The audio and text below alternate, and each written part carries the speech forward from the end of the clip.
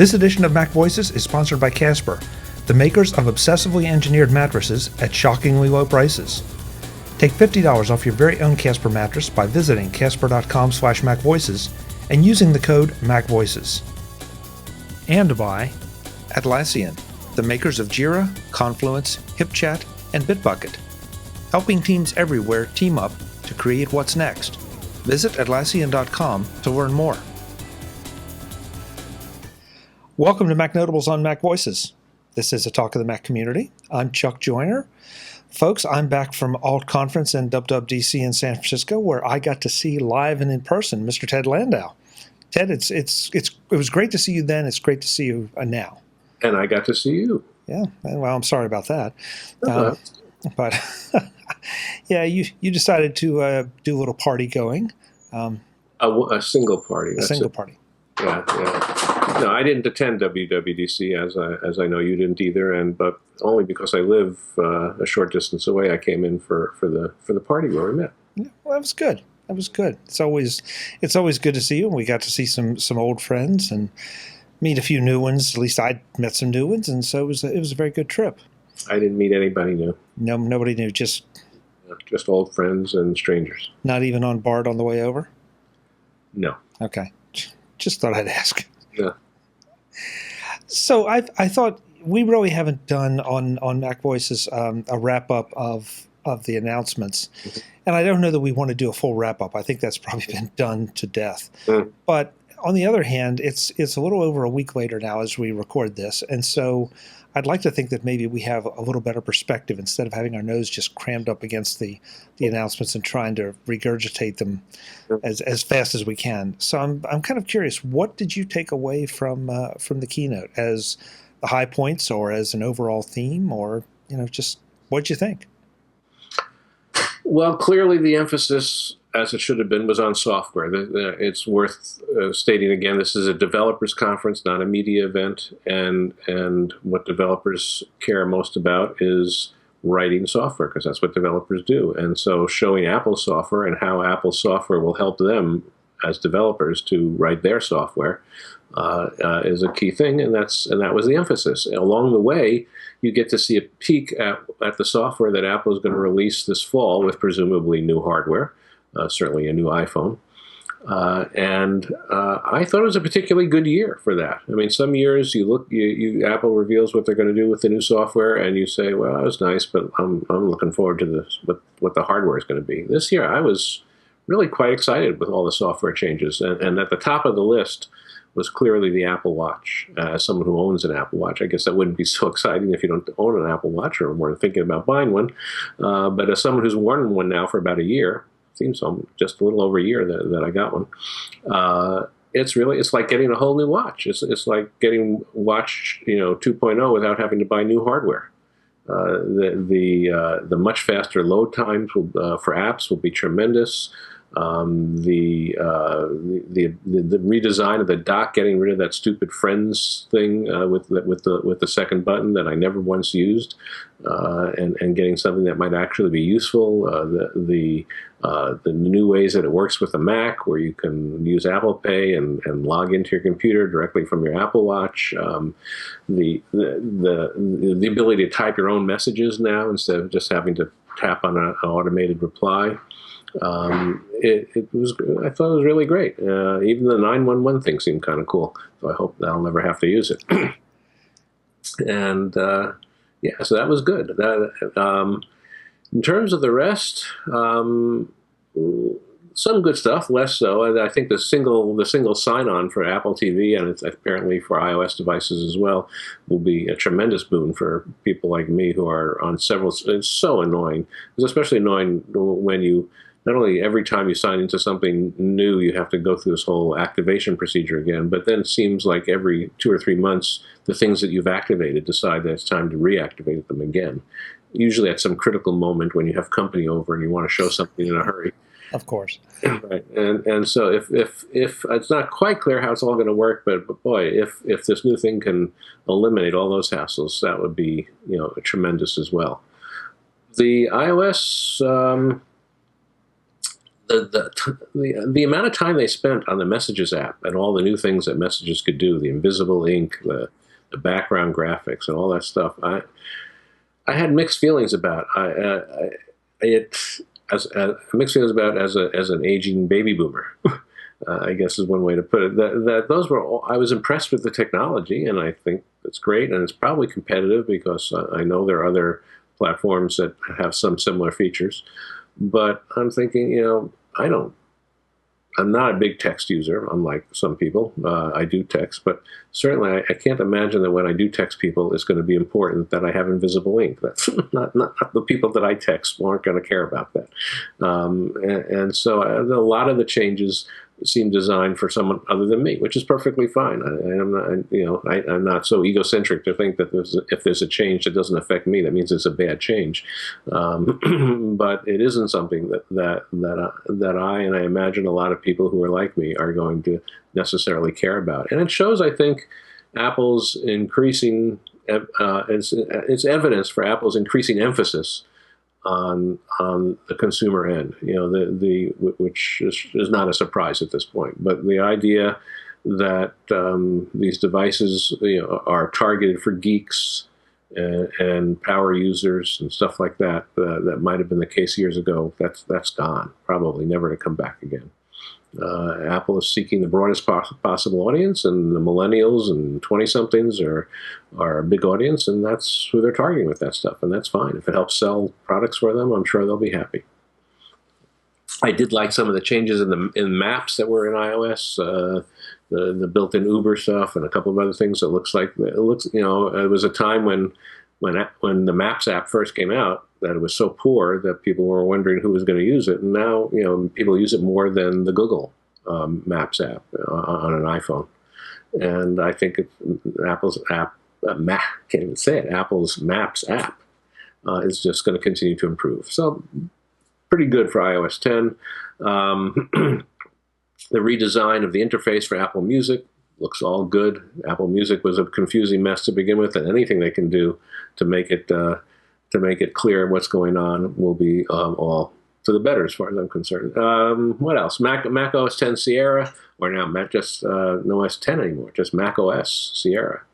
Or is there a 10 there? So it's not called OS 10 anymore, but it's called Mac OS now. Anyway, I really like the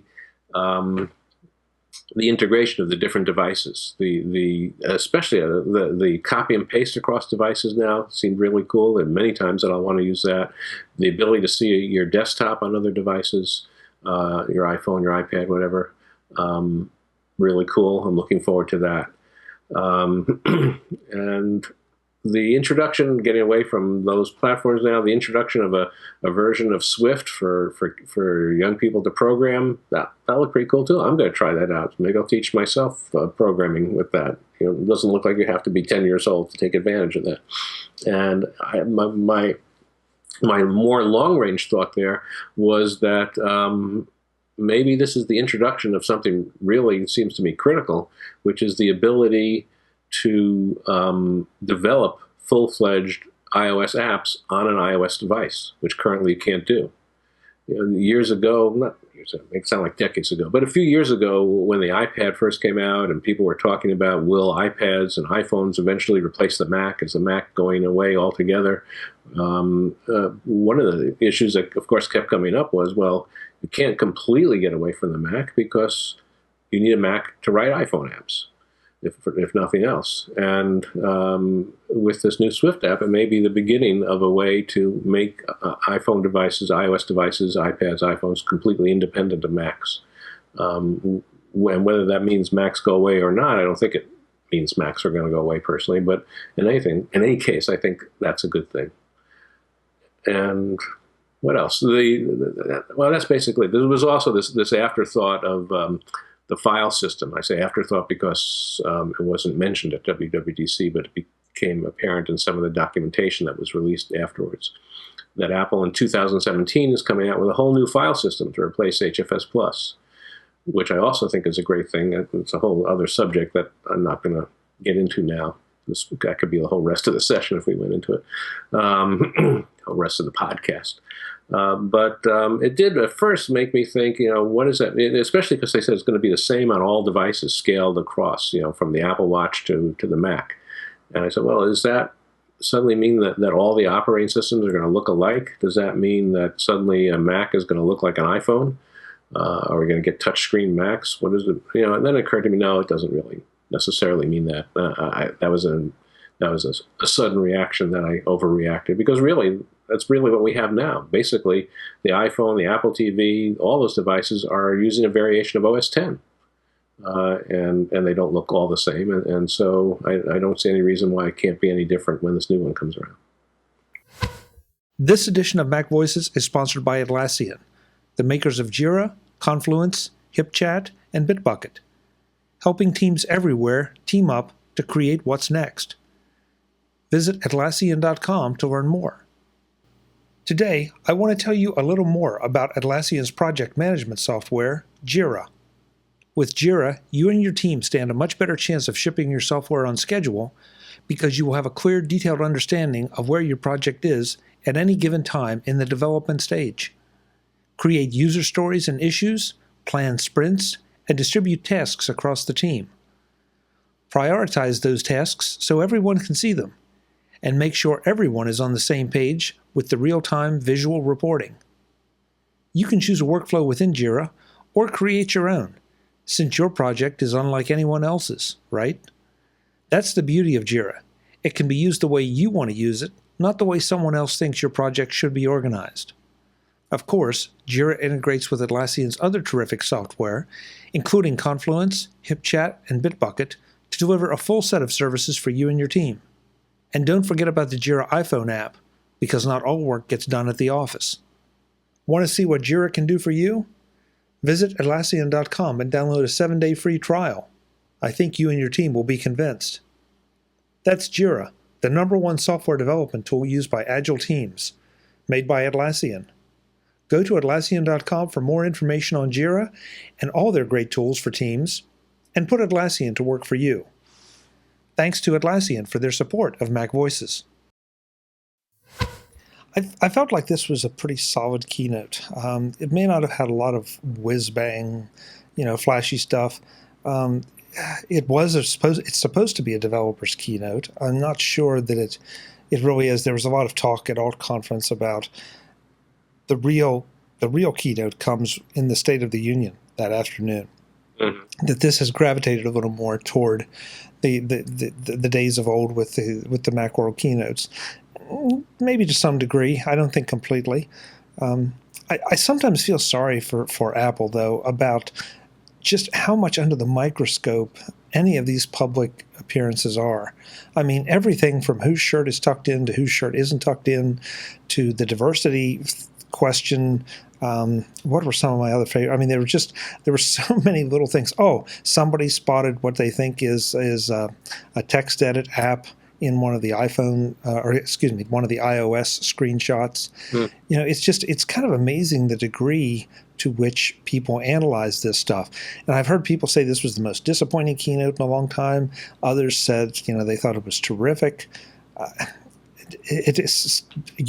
applaud you for recognizing that maybe some of the chat stuff is not for you or me, but it's for the kids. The fact that we have Swift programming education integrated in here into an app, I mean, that's exciting.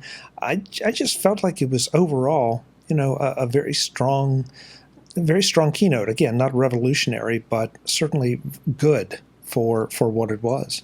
I think, a couple of things in terms of what you're saying. First, I think it was what they did is important.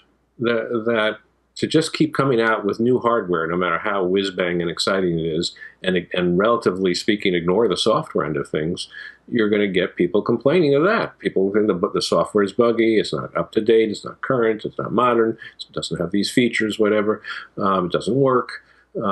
So it's important that at some point along the way they make sure that the software is state of the art as their hardware is, and this was a software check. And like I said before, at a developers conference is the appropriate time to do that, it seems to me. So if you wanted them to come out with 16 hardware announcements and you're disappointed about that, well, too bad. That's not what this was about. There will always be people. I can't recall one keynote, maybe the iPhone release keynote that Steve Jobs did years ago. But aside from that, I can't recall one keynote where somebody didn't say this is the most disappointing keynote they've ever seen. So the fact that somebody says that doesn't mean anything to me anymore. Someone's always going to say that, and it doesn't make it true. And I think it isn't true. No, people are entitled to their opinion. That's mine. Yeah. Yeah. No, I agree. I agree. The Apple Music thing, I'm with you. I think is good. I think that was really important to see that revision, even if it didn't tap into iTunes yet. If it was just on the iOS devices.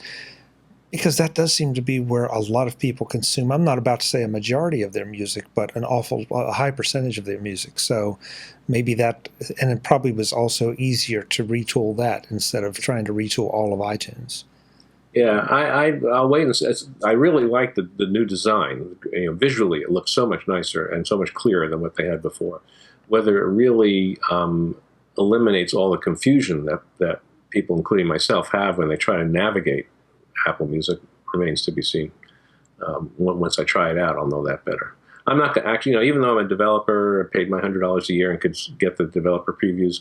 I don't have devices that I buy just for development purposes that I don't care if it gets wrecked.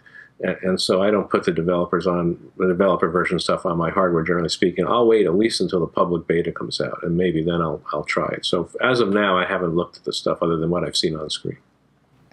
And I'm so glad you brought that up, because that's something I wanted to say to everyone. Please, please, please. They're not even in beta yet. They're in developer releases. And sure, there are ways to get developer releases to try all this stuff out. It's one of the places I think that the Mac web does a little bit of a disservice to everyone. They're so giddy over all the stuff that you will be able to do, as according to Apple, when it's released in the fall, fall, that, I almost wish they wouldn't do quite this much in-depth coverage, because I'm afraid it does incite people to look at the developer release and even the beta release. I mean, again, it's still a beta, so it may be a very stable beta, may cost you some data. So just please be careful with that and resist the urge. It is, though it is hard. I understand what you're saying. It's like telling an 8-year-old kid, "Here's your birthday cake." But and today is Tuesday, but you can't eat it until Saturday when we have the birthday party. I mean, how's that going to work? Not very well. Yep. So that's what it's like. I certainly had that reaction with the Apple Watch. You may even remember I was tweeting at the time. As soon as I saw all those changes to the Apple Watch, I tweeted. I said, "Well, I hope they release this today." Yeah. And of course, that wasn't going to be the case. So. Yeah, I understand, but what you said is exactly correct. Yeah, it's just I know, because I see people talking about, well, I've installed it on this, I've installed it on that. Hey, if you have a completely separate machine and you want to play, that's great, but not that many people have a spare machine laying around that would qualify for Sierra, and or for that matter for the new version of OS 10 or the Watch. I have my wife's computer behind me. I install all the developmental software on that. That's how long you been married?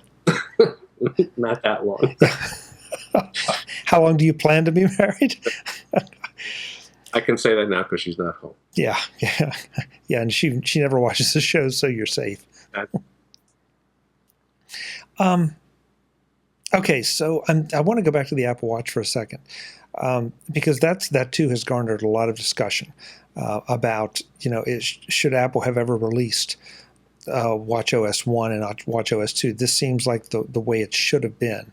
And I was kind of curious to get your reaction to that. I mean, and I'll save mine for later. So is this just a nice evolution, or have we been running something akin to beta software all this time?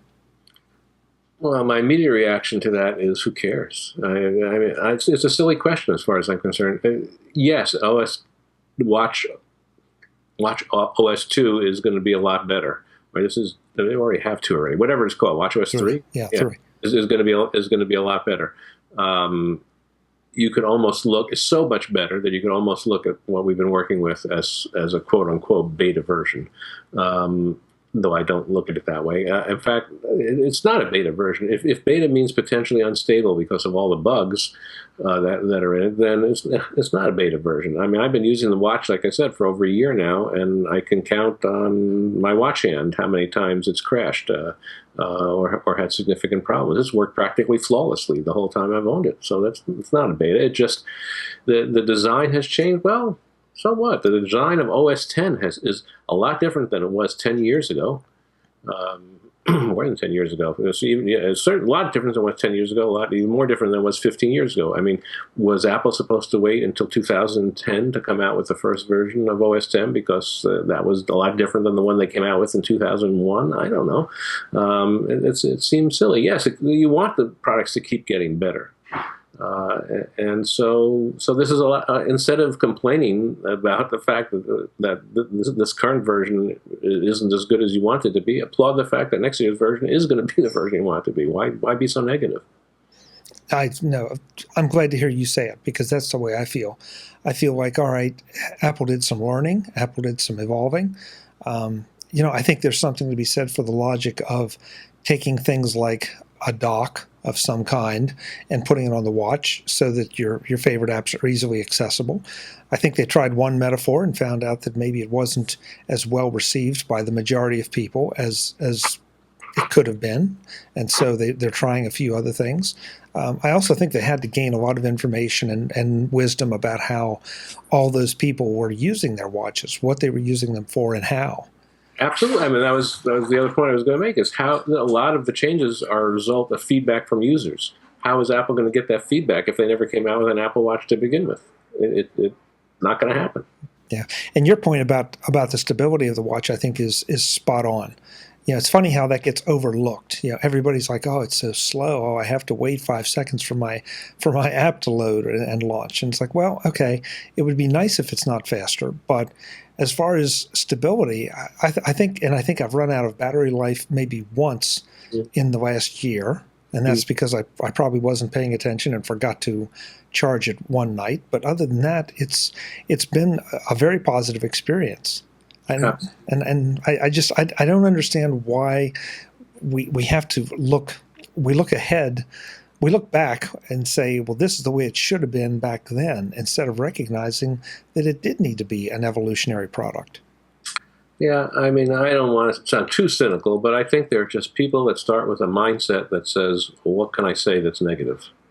And that's the way they write it. The WWDC is over, and already they have a headline in their head that says, the 10 most disappointing things about the keynote. Yeah.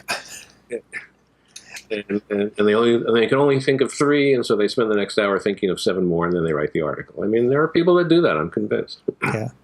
Well, let's face it. Anytime you do the 10 best or the 10 worst, it's link bait. I mean, it's great link bait because we all look and say, well, gee, I didn't remember 10 terrible things. Wonder what he saw that I didn't. And, I don't look at either one, the 10 best or the 10 worst. I tend not to look at either one. I agree with you. They're just link bait. Yeah, if it's somebody I respect, I might be interested in what their thinking was, but beyond that, no. Casper is sponsoring this edition of MacVoices. I'm always happy when I can say that, because Casper makes one of those products that I use every day. Measured by hours, I probably use my Casper mattress more than I use my Apple Tech, and that says a whole lot. Casper makes mattresses. Terrific mattresses. Mattresses that combine memory foam and latex foam for just the right sink, just the right bounce, delivering the best night's sleep you can get. And in a busy world, when it seems that staying up late and getting up early is the norm, you need the best night's sleep you can get. That's only part of the story, though. The Casper buying experience is another. Just pick the size Casper mattress that's right for you, and in a few days, a big blue and white Casper box arrives at your doorstep, delivered free. Open the box, put the mattress in place, and you're ready. It will take you longer to put the sheets on the bed than it does to set up the mattress. Now, realize what you've done. You've just shopped for your mattress, had it delivered and set up in less time than it takes to drive to the mattress store. You didn't have to deal with a salesman. You didn't have to try to decide on which mattress to buy by laying down fully clothed and trying it out for 3 minutes. With Casper, you get 100 days, over 3 months, to try it in your home the way you use a mattress. If it doesn't work for you, just call Casper and they will come get it.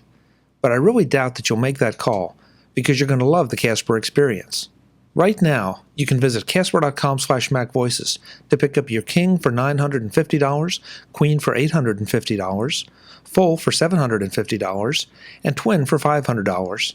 Then use the code MacVoices to take $50 off those prices and have your own Casper experience.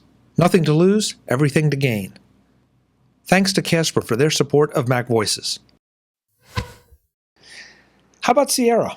Does this feel like as big a step forward as we needed or wanted? I don't know yet. My immediate reaction is to say it isn't as big a step forward as I might have liked. But if you ask me specifically what did I want that it's not having, I couldn't give you a great answer. It just doesn't seem like that much of a leap forward. I think, like I said before, the biggest sort of global takeaway that I have of what's different in Sierra is the degree in which it further integrates other Apple devices with the operating system. You know, suddenly, if you're wearing your Apple Watch, you can just walk up to the computer and it logs you in. You can use Apple Pay on the Apple Watch to pay for things on the Mac. You can take something that you've copied to the clipboard on your Mac and open up on your iPhone without any effort, apparently. Again, I haven't tried it yet. So suddenly it makes, which I think is great for Apple because I think it helps sell hardware. In a sense, it makes all your devices work better because they work together better. And it also helps sell products for Apple, which I'm sure is not a coincidence, because when you're thinking of, if you own a Mac and you're happy with your Mac and you're thinking, do I want to get an iPhone to go with my Mac or do I want to get a Samsung Galaxy? The more you see the advantages of the iPhone because of things it can do with your Mac that the Galaxy can't do, the more it helps lean your decision towards getting an iPhone. A couple thoughts that I had when I was... Sorry. My chair just suddenly collapsed. Oh. I'm so impressed with what I said. I thought it was brilliant. No, a couple thoughts that I had as they were going through this. Not that you haven't had an Apple ecosystem before, but to your point, because everything seemed to work together better, it seems like more of an ecosystem. And I really like that. The other thing that struck me, though, with the as much as the Apple Watch, the iPhone and the Apple Watch are being integrated into everything and having those work better with your Mac or your Mac work better with those, I keep thinking, okay, these two devices are the iPhone has already gone way beyond being a phone. Mm-hmm. It truly is a pocket communicator computer thing.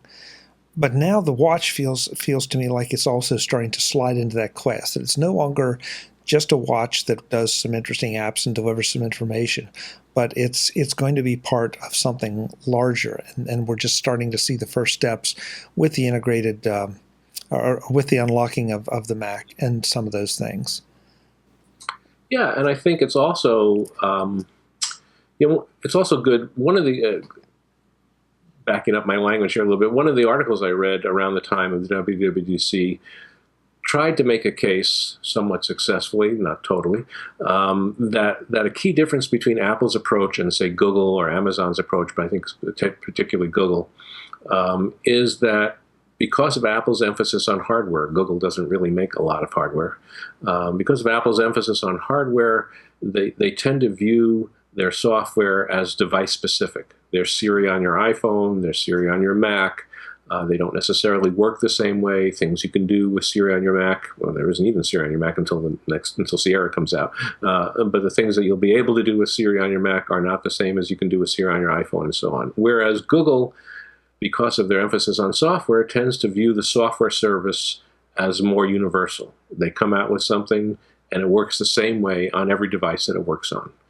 Because it's hardware independent. The service is the thing that you're getting from Google. And that can be a superior approach. It has its problems. I think we talked about it at the party a little bit. This came up. It has its problems in terms of the degree to which you sacrifice some security and privacy with the Google approach. But that aside, it has its advantages. I think partly what we're seeing here is an attempt by Apple to have their cake and eat it too, that they're moving in that direction by adding Siri to the Mac and the other ways that they're integrating that we just talked about. But they're doing it with their hardware as well, so that the hardware ideally, if Apple really can complete this successfully, it will be like you'll want to have all the different hardware devices because they all work together so beautifully that it'll be like having a jigsaw puzzle where you can buy it with 3 pieces missing, or you can buy it with all the pieces. Well, of course, you want to buy it with all the pieces. And if the Apple Watch completes the jigsaw puzzle for you, you're going to want to have it. And that's, I think, part of the idea. At the risk of trying to reconstitute that conversation from the party, I do sometimes wonder, Google's approach seems to be more consistent, right up to the point that I think, yeah, but what have they decided to leave out because they are not hardware specific? Why? I mean, part of their approach feels a little bit like Microsoft and Windows needing to work basically the same on every platform, no matter what the characteristics or the screen size or whatever.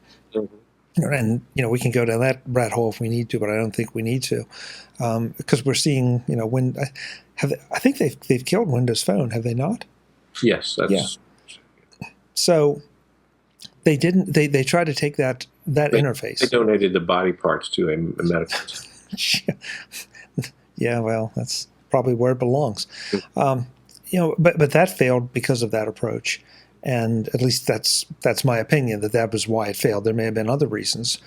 So I don't know. I like the fact that Apple seems to play to the strengths of each device, and of course there's some overlap. But and I have no idea why Siri has taken this long to get to the Mac, but it has. It's coming now.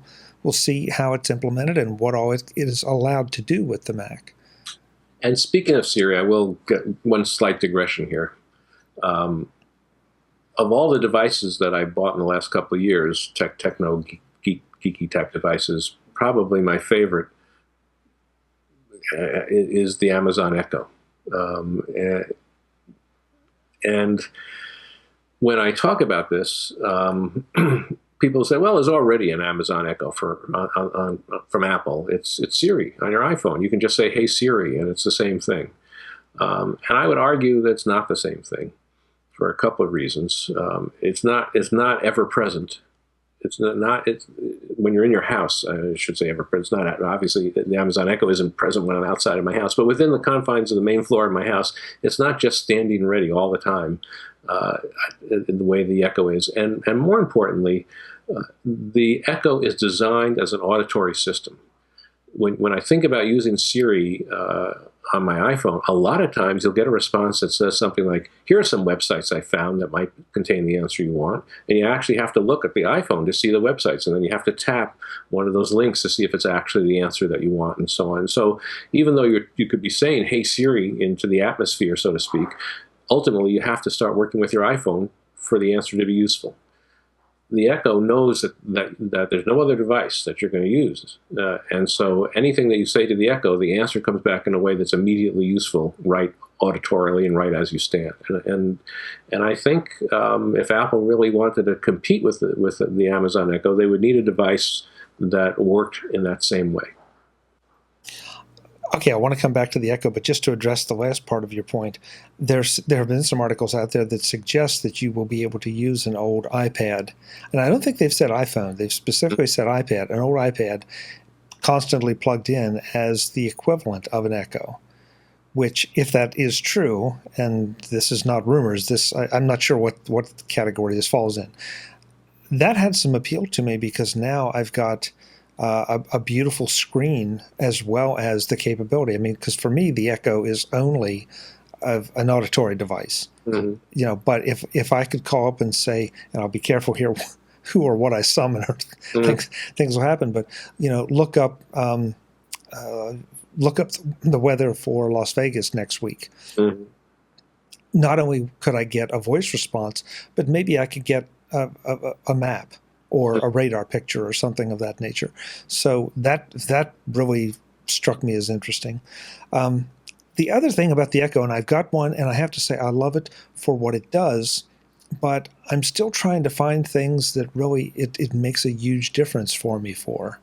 It's nice to call up music at a moment's notice. It's nice to ask for weather or stock information or headlines or some of that.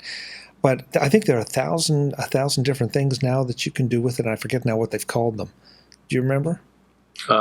Yes, I do, but I'm having trouble right now. Okay. Yeah, I know. Yeah, not apps, but like apps. Yes.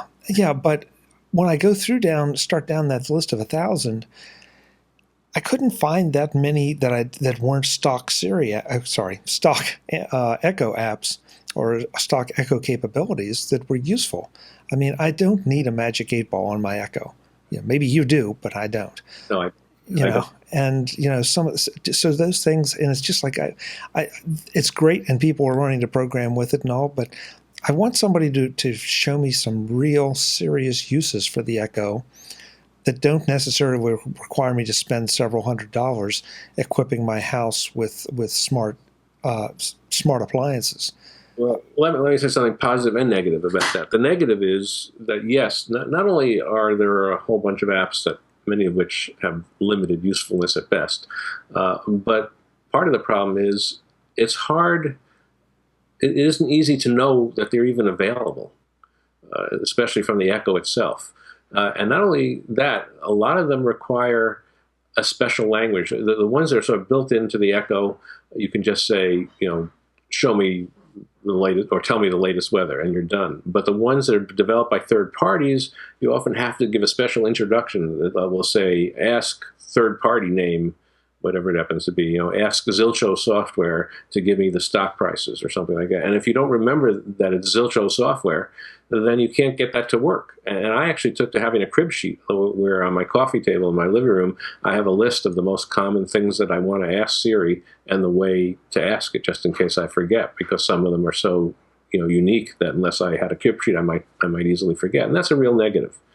On the positive side, I do use a lot of the things. I found an increasing number of useful use, and it's great that it keeps getting better. Every week, I'm sure you get it too. Every week you get this email of what's new with the Echo, and you learn some new capability. And some weeks there's nothing there that I have the least bit interest in doing, and some weeks there are. And I use it to check movies now. You can ask it to tell it about any movie, and it'll give you a synopsis of the movie, and you can ask it to say when it's playing and near you, and it'll just do that. And it didn't do that when I first got the Echo. And there's sports updates I can get now that it didn't have before, and I don't remember some of the other things that I use it for, but I do use it for Spotify. It's great. I use it for shopping list.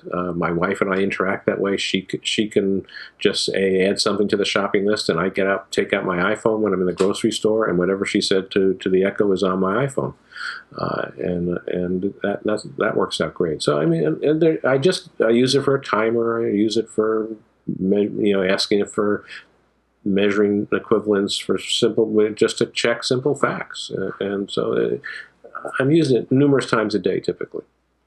And it isn't. And just sorry, it isn't the most important piece of software in the sense that if someone came in the middle of the night and took the Echo away and it wasn't there in my house anymore, it would have much less of an effect than if somebody took my Mac away and it wasn't in the house anymore. So it's not. I'm not implying it's suddenly the most important device I have.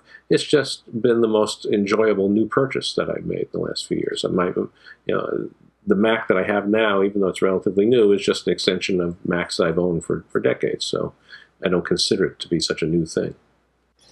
And at the risk of sounding like I'm being argumentative, because I'm really not, because I agree with you on a lot of it. But I'm finding myself that because of the Apple ecosystem that we already have, not any of the stuff that's coming, but that we already have, I can raise my watch or hit the button and say, hey, and add this to my to-do list, or remind me to do this at such and such a time. And so it's not quite like raising my voice a little bit and saying, hey, Echo, which is not my trigger. I hope it didn't trigger yours, folks. That's almost as good. And what you're saying about the usefulness, I think, is exactly why I could get excited about an iPad as that, as that interface to the outside world, because now I would not be limited to what what the Echo can tell me. It could also show me things if I had that iPad. And I go back to the weather example just because it's easy. But if I wanted to know, what were the top 3 most sold stocks today? You could probably get that off through an audible response, but it also might be very beneficial to get it and have additional information. Absolutely, and it's very nice for someone like myself to have the option. That I have the Echo is there when it works the best, and I can walk over to my iPad or use my watch when that works better as well. I just find the Echo to be the most convenient thing for me to use when I'm just walking around the house. If I'm sitting here in front of the computer, I'm using the computer. But when I'm just walking around the house, and especially if I want an answer that other people can easily hear, that we can sort of share in, like a news update or something like that, the Echo is my preferred choice. And maybe other people can get by with using a Siri in some other way. That's fine, but I'm enjoying the Echo. I will say that I'll be surprised if Apple markets what you were saying by saying, "Hey, you can use your old iPad as an Amazon Echo competitor now." I mean, they're not going to make a penny on somebody using their old iPad. They're going to want you to get a new iPad. So they're probably I still think if Apple intends to really pursue that line, they're going to come out with a device that will be something new that you can buy that will be geared in that direction.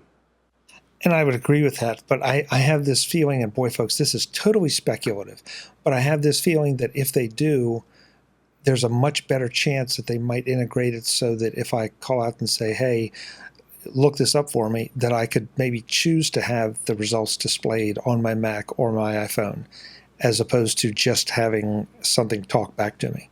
Oh, that'd be great. Imagine if the Amazon Echo right now, you could just say, what's the weather in the top 10 most populated cities in the United States right now? And Amazon Echo came back and said, "I can tell you, or I can show them on your Mac screen if that would be more convenient. What would you prefer?" Yeah. And then you could pick whichever one you wanted. Last thing, since I know we're running here a little bit long, how about the improvements to Siri? I mean, we're seeing Siri on the Mac. Apple was being accused of being a little bit behind in the AI space. Do you think we saw or are seeing them? I hate the phrase catch up, because that assumes that everybody has to be at the same spot all the time. But do you think that they are in a viable position? Yes. I'm not in a good position to judge exactly where they are relative to all the other competing systems, because I haven't looked at them that closely. I don't have a Galaxy Android device, and I don't have other third-party systems that run only on other computers. But just from the little that I know, I would say that Apple has to be in a strong position no matter what. They have gads of cash. If they needed to do something that they didn't currently do, I'm sure within 12 months they can be doing it. Whatever. It's hard for me to imagine that there's some critical thing that Apple has decided that they absolutely need to do to stay competitive, and they will say, "Gee, that would be nice, but I guess we can't stay competitive because even though we're Apple, we just can't do that." And that's not going to be the answer. So I'm not too worried about them remaining competitive. Yeah. And it's not always just a matter of money. It's sometimes just a matter of positioning and prioritization. So I want to give you some homework for the next time we get together, and I want to maybe give the listeners and viewers a little homework too, because the discussion about the Echo intrigues me.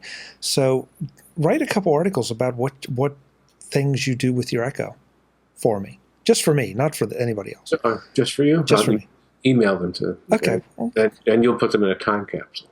Yeah. But no, folks, I'm asking Ted to do it. I'm asking you too. If you have an Echo, what do you do with it? And beyond the normal things. I mean, if you tell me you add things to the grocery list, yeah, we all do that. But all these new capabilities that are coming out, which ones are you finding useful, and why? And if they're frivolous, fine. Maybe you need them to entertain the kids. That's a completely legitimate thing. But I'd love to know, because I'd love to be able to do more with my Echo that's meaningful. So maybe we can tap the collective wisdom of the group and come up with something. Okay. And if Ted does publish things, then I'll make sure you know about it. I don't publish much anymore.